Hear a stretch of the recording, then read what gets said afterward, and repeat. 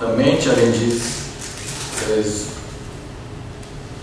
everybody knows is how to integrate renewables. And though I come from a coal-fired power plant, I have to work now for integrating the renewables. So this is one of the challenges. The second one is the development of interconnectors towards south and southwest countries of Europe. And you will see, because we have to make a distinction between the installed power and what is the usage of the interconnections. We have also to redesign the market, because nowadays, even if we have, let's say, with Hungary, like 1,500 megawatts installed power, we are using only 55% of the installed power. With Serbia, the same, because the model of the business, of the interconnection business, and the allocation of the capacity has to be changed. But you will see in the last hour of my slides.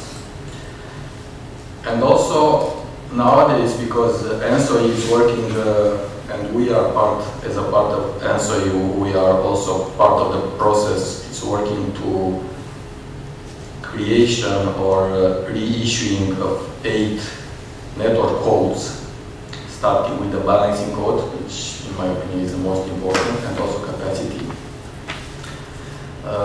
We have to improve our adequacy in order to meet these standards, and this is a challenge for the next future. So, the investment program is for all, and we have to be transparent and equal to all market participants.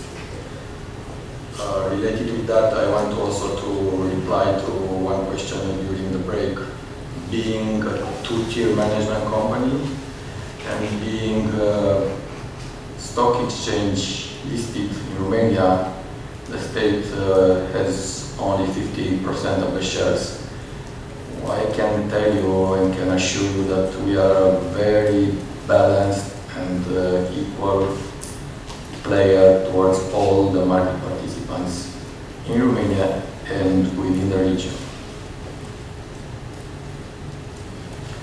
Here is a very, very complicated slide. So I have to just to mention the main projects for the next time frame, 2014-2017. So they are, first of all, they are new lines related with interconnections with Serbia. This is the southeast part of Romania.